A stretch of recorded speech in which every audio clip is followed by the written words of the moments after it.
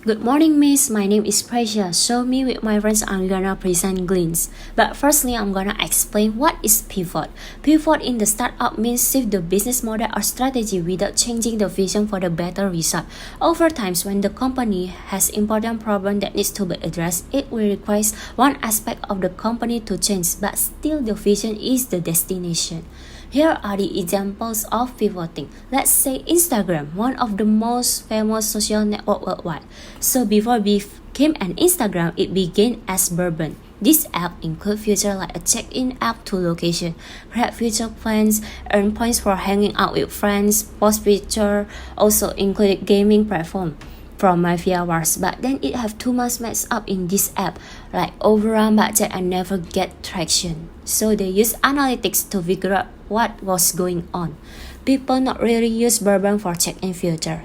What they were using were photo sharing feature, hence they took a risk and wiped all the features except photo, comment, and like capabilities. They rebuilt the app that focused solely on photography. Then the founders settled on the name Instagram, which means of instant and telegram as it also sounded camera. Pivoting should only be considered when absolutely necessary to make sure you don't make a rash decision. Below are some signs to help you identify when pivoting makes the most sense. First, if your company is progressing too slowly despite the amount of work you are putting in, you may need to consider pivoting. The company itself may not need to pivot, but you may need to pivot your business model, product, or market. Second, your idea may seem unique and original at first, but there's a bigger company with more resources and funding. An audience will come along and create an offering that's similar to yours, only better. Since you don't really have much of the choice in this situation, your startup is probably better off doing something completely different. Lastly, if only one aspect of your company is succeeding and the rest are failing, then your company should focus on capitalizing on what's working and change by directing your attention on what works depending on what strategy you take. And here are some tips for doing pivot effectively. First, do it as soon as you can. Many companies pivot more than once, so don't give up on the startup like if you think you may have to change course a few times to get your company on the right track. Listen to your customer. The feedback you receive from customer is a great indicator for whether you should pivot or not. While some negative feedback is expected, if you are constantly getting criticism like too expensive, you might be ready for a pivot of some resort. Don't scrap that work you are already done. Because pivot don't necessarily require a radical change in every case. It's important to identify what aspect of your company can be salvaged, kept, and used once you are settled on the new direction to head in. Lastly, make sure your pivot presents opportunities for growth. You not only consider pivoting from your original path, but that you take into account the opportunities for growth and expand in your new business. And here is the Glint case. Glint started as an internship placement agency, matching applicants and employers using offline spreadsheet. But then Glint's operating online and had assumed that an undergraduate will be willing to pay fee for internship service so that it would be revenue to cover the operating costs of the startup.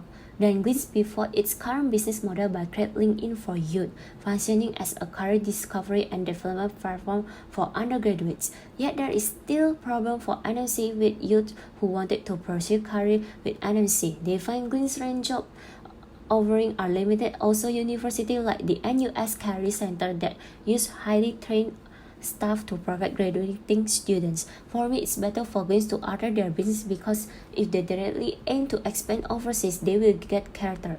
They will find difficult for growth and long run. They will meet many problems. For local market are still unstable since the youth are having problem for enter NNC. And if Glint expand outside market, there are still many challenges like learn the language and market. Glint need to fix the local one first. Also utilize an even larger set of the local undergraduate student market by refining its business model to create compelling and innovative service offering in order to engage the job seekers and the employers. Particularly in NMC, they need more connection and get more collaboration to NMC. Since the local side is steadily increased and if between the youth and NMC have no problem for finding potential candidates, this will increase benefit for Greens because they can win over international company clients and provide high quality service for both candidates and companies which make them easy to grow. Now, answering to the analysis question, the first question is, as a university student, would Glint services attract you to use the platform? Yes, I think Glint services will attract me to use the platform. The reason is because since I am currently still a university student, I don't have any great career experience to be written in my profile. So, by using Glints, it will make me easier to get a job or internship. Glints provides service by giving us university students an opportunity to work with either SME company or even MNC, even though we still have empty profile. Besides that, Glint also has workshop on career planning and resume writing to help me easier in writing my resume. From this workshop, hopefully I can boost my career since I already know what my potentials and strengths are. The second question is, how should Glint expand its range of services? What new business models could it pivot into? Glints can expand its range of services by making course corrections that is also known as pivoting in order to adjust to the market.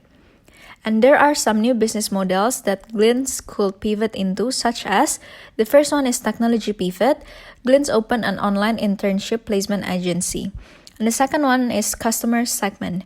Glints transformed LinkedIn from a place for undergraduates to develop into a place for a company to search for worker candidates. And the third one is customer segment and platform pivot. Glints switched from internship placement agency into LinkedIn business models for undergraduates to develop.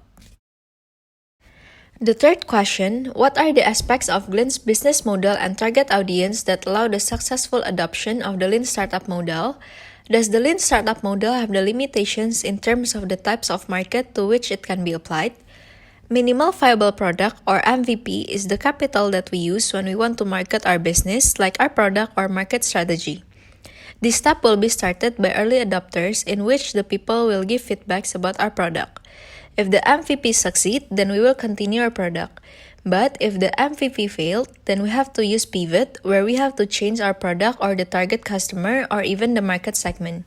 And in terms of limitation, it is said that in certain type of industries that are strictly regulated, Lean Startup model will not function because it takes a long time to bring the product to the market. The fourth question is, evaluate the pros and cons of Glint, having young co-founders who have chosen to temporarily halt the university education to work on their startup. Does the founders' youth constitute a strength or limitation for the company? About the pros, the first is the amount of passion they demonstrated in the business. And then second, level of commitment the co-founders showed. And then the third, according to Wilson Chuacha, why does Wilson Chuacha invest in the young? Because they have their own frame of thoughts about how things should be done. Also, Wilson Chuacha said that they are less open. About the cons, according to Meng Weng Wong, because of quitting college, they do not have enough education and no solid grounding in software engineering practice. And then the second, they constitute a strength for the company because they receive the guidance from JFDI and IIPC network of mentors. About the fifth question, what are the challenges that Glint is facing? Recommend a plan of action for Glint to address this challenge. The biggest challenge for Glint was growth. They need to grow its revenue base and it will have to increase the number of registered users on the Glint platform. A plan of action for Glint to address these challenges are, the first is Glint needs to make a new process. It means that Glint needs to use the same service at higher margins. Second, making a new features. Make a variant service, use the same users but improve the service. Third is making a new offerings. They need to offer new service to the users. And then the last, get new customers. Promote the service to new people.